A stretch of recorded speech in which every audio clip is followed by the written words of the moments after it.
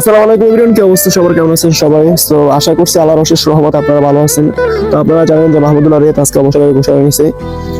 So সত্যি খুবই কষ্টে বুকে ফাইটা যাচ্ছে যে এরকম লিজেন্ডারি প্লেয়ার, লিজেন্ডারি মানুষরা এইভাবে অবসর নেওয়াটা সত্যি বেমানান আমাদের জন্য। আসলে আমাদের দেশের জন্য তারা কি না করে না। হ্যাঁ, আপনারা বলতে পারেন যে তারা কি করছে, তারা একটা ট্রফি আইনে দিতে পারছে বা তারা কি করছে দেশের জন্য, বাট কিচ্ছু করে না ভাই। একটা দুইটা মানুষ কিছুই করতে পারে না ভাই।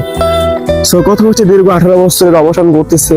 আমি পার্সোনালি বিলিভ করি যে মাহমুদুল্লাহ এখনো চাইলে সে অনায়াসে সাকিব মাহমুদের এখনো 3-4 বছর অনায়াসে খেলতে পারবে।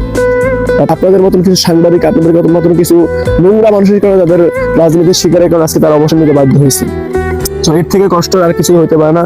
যারা লেজেন্ডারি প্লেয়ার, যারা দেশের জন্য এত কিছু করছে, বাট তারা দুঃখের সাথে বলতে হচ্ছে যে তারা দেশের মতন একটা জায়গায়, দেশের মাটিতে আজকে তারা অবসর নিতে পারে না, সো বিদেশে নিতে হচ্ছে। আপনারা জানেন টেস্টে যে মাহমুদুল্লাহ অবসর নিচ্ছিলেন, সেখানে হচ্ছে জিম্বাবুয়ের মাটিতে সে অবসর নিচ্ছে।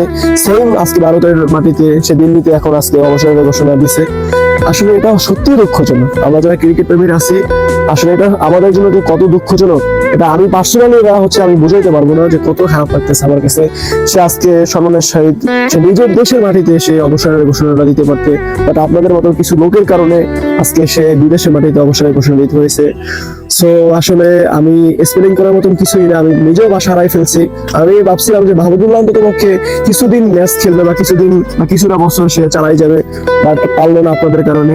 সো ভালো থাকবেন লিজেন্ড, আপনারা সারা জীবন আমাদের এই মনের ভিতরেই থাকবেন। আপনাদের প্রতি ভালোবাসা এক পরিমাণও কমবে না। আপনারা ভালোবাসা পাত্র ছিলেন, আছেন, সারা জীবন থাকবেন। স্যালুট, আপনারা বাংলাদেশের জন্য অনেক করছেন। এই প্রকল্পটা বাংলাদেশের জন্য আপনারা অনেক কিছু করছেন। এই বাংলাদেশ আপনাদের যোগ্য না। আপনারা ভালো থাকবেন, সুস্থ থাকবেন, আর আপনাদের সুস্থতা, আপনাদের সামনের ভবিষ্যৎ কামনা করছি। আসসালামু আলাইকুম।